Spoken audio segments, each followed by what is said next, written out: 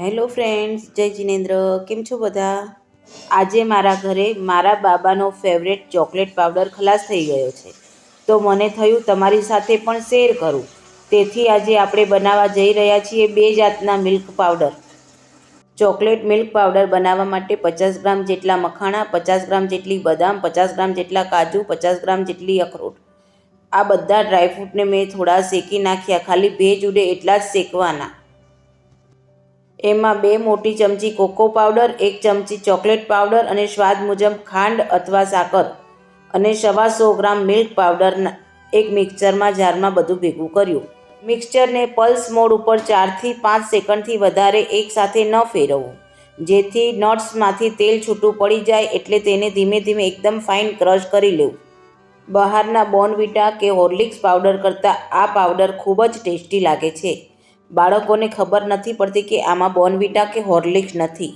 જો તમે આ પાવડર ઘર માટે જ બનાવતા હોય તો તેમાં મિલ્ક પાવડર ન નાખવો અને આ પાવડરને નવશેકા દૂધમાં આપવો. મારે તો બહારગામ જવાનું હોવાથી મેં આમાં મિલ્ક પાવડર ઉમેર્યો હતો.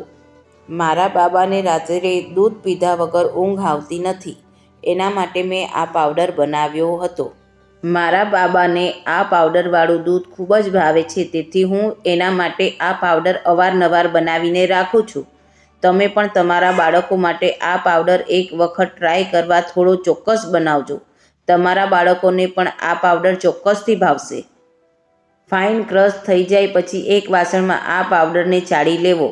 ત્યારબાદ તેમાં 125 ગ્રામ બીજો મિલ્ક પાવડર ભેળવ્યો હતો અને ચોકલેટ પાવડરનો કલર લાઇટ લાગતો હતો એટલા માટે 1 ચમચી બીજો કોકો પાવડર ભેળવ્યો હતો. કેસર એલચી મસાલા મિલ્ક પાવડર માટે મેં 50 ગ્રામ મખાણા, 50 ગ્રામ બદામ, 50 ગ્રામ કાજુ, 50 ગ્રામ અખરોટ, 1 ચપટી કેસર, 7 થી 8 નંગ એલાયચીના દાણા અને સ્વાદ મુજબ ખાંડ અથવા સાકર અને 125 ગ્રામ મિલ્ક પાવડર બધું એક મિક્સર જારમાં ક્રશ કરી લીધું.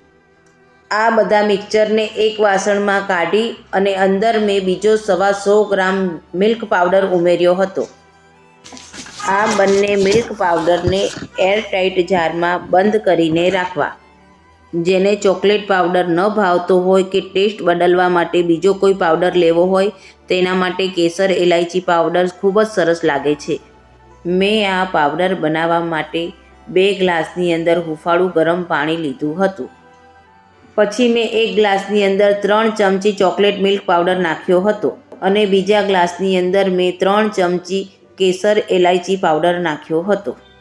આ પાવડરને બરાબર હલાવી મિક્સ કરી લીધો અને આ બંને મિલ્ક પીવા માટે તૈયાર છે. તમે મારા કહેવા ઉપર આ પાવડર એક વખત ચોક્કસ બનાવજો અને હા, પાછા લખજો કોમેન્ટમાં કે આ પાવડર તમને કેવો લાગ્યો હતો.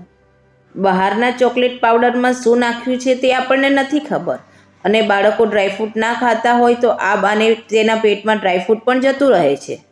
જો તમને મારો આ વિડીયો ગમ્યો હોય તો લાઈક, શેર અને સબસ્ક્રાઈબ કરવાનું ના ભૂલતા. By friends.